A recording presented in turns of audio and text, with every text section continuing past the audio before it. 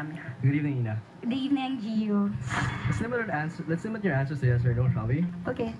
Would you agree that in an ideal world, there would be no need for an MDT, a VFA, or an EDCA? Yes. Okay, so do you believe that we exist in such a world? No.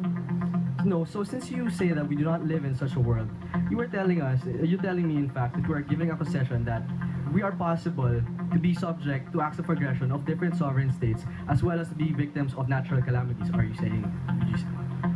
Yeah, but it's more imagined than real most of the time. It's possible, yes.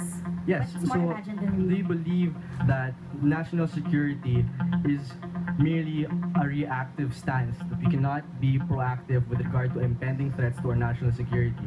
No. Okay, and you stated earlier that when it comes to national security, you want the constitutionality to be upheld Yes. by coursing it through the Senate. Yes. In this case, yes. True, but when you course an executive agreement that involves national security, aren't you in fact diminishing the executive's power to be able to react to an impending threat to our national security? Of course not. But I'm just not diminishing the value of the Constitution, which is the fundamental law of the land. And the Constitution mandates that.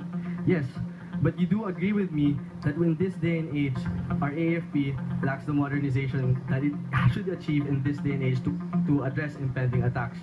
Yes, but there's also a proper constitutional process for that. Yes. Therefore, you believe that the EDCA is actually beneficial for our military?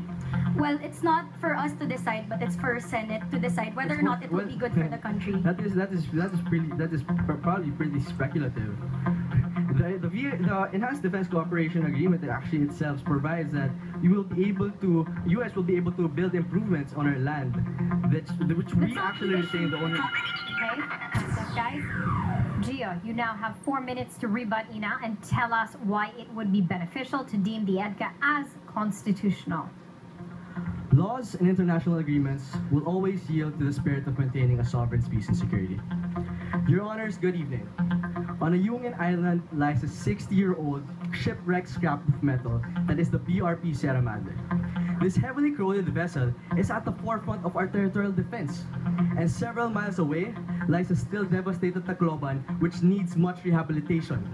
Now, these two pictures depict the shortcomings of our country in addressing national security, as well as the lack of political will to effectively address the impending loss of life and territory for the past decades has finally caught up with us. And it is with this urgency that I argue the benefits of the Enhanced Defense Cooperation Agreement.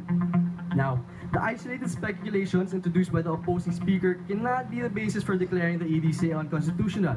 And coming to my first point, the benefit is that it aims to develop a self-reliant Philippine military capable of protecting national security. Through interoperability, the parties will enter into joint training activities that will not only develop our armed forces. Yes, Your Honor. You're saying about sovereign peace and security. Yes, Are Your you Honor. saying that EDCA is the only alternative for the sense of security? No, Your Honor. What I'm merely stating is when it comes to national security, it's much better to be redundant than to be lacking. Thank you, Your Honor. Now, additionally, the construction of modern improvements and facilities introduced by the U.S. will benefit us now as well as in the long run. And this addresses the long-term modernization that the agreement aims to achieve. Now, on top of these military benefits, the agreement provides safeguards to ensure that our sovereignty is not diminished. Now, through the MDB and the SEB, significant activities will require the concurrence of both the U.S. and the Philippines. And without the consent of our country, the U.S. will have no authority to introduce or implement activities that we deem disadvantageous to our interest. Secondly, the agreement strengthens cooperative capacities and efforts in humanitarian assistance and disaster relief. Considering our country's geographical location, I deem this to be of paramount importance. Yes, Your Honor. This is not an expansion of the VFA and the MDT, as pointed out. Your Honor, the activities that were defined in the VFA was left to be not sort of vague, but to be open to interpretation. So I believe that the EDCA merely implements the operational modalities of the VFA and the MDT, Your Honor. Now, considering the importance of humanitarian aid, I would like to significantly claim that Yolanda approximately claimed 6,300 lives and affected 16 million people in our country. Now, the relief operations were hampered by the general lack of transportation and disrupted government service. Yes, Your Honor. Mr. Speaker, are you saying that humanitarian aid is sufficient reason for us to cede control over a part of our territory to the U.S.? Ma'am, no, I believe that is not sufficient, ma'am. But what I'm saying, ma'am, is that the EDCA is indeed constitutional because it merely operationalizes the MDT or the VFA, ma'am. Thank you, Your Honor. And number 3, there are numerous actual and potential economic benefits to be gained from the Enhanced Defense Cooperation Agreement. Now, there are provisions for economic opportunities in the construction activities and procurement of local goods and supplies. The parties also have a vested interest in keeping commerce flowing and trade routes clear, as it keeps health stability and our ensured continued trade.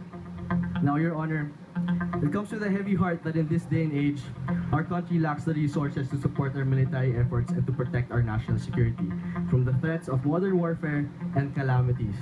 Hence, the EDCA is constitutional and also beneficial. Okay, thank you, Gio. Ina, 2 minutes to cross-examine him. Hello, Gio. Hi, Ina. Would you agree with me that a healthy and effective system of checks and balance is beneficial to the country? Yes.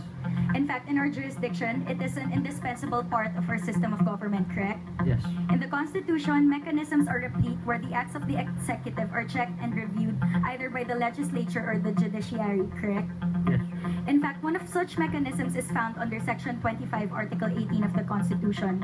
Which Yes. provides the foreign military That bases. Senate, as an independent Yes. body, exercises a legislative function in either accepting or rejecting an agreement, yes? When it comes to permanence of foreign Are military you bases, aware, yes. excuse me, are you aware that in Bayan versus Zamora, the Supreme Court ruled that this treaty conferring power of the Senate contributes to a healthy system of checks and balances and is indispensable towards our nation's pursuit of political maturity and growth? Do you agree with that? Yes, I agree with that.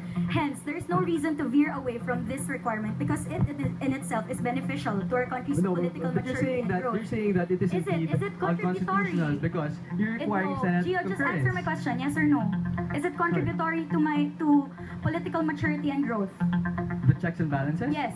Yes, I believe Of so. course. Yes. Which has greater constitutional efficacy, a treaty or an executive agreement?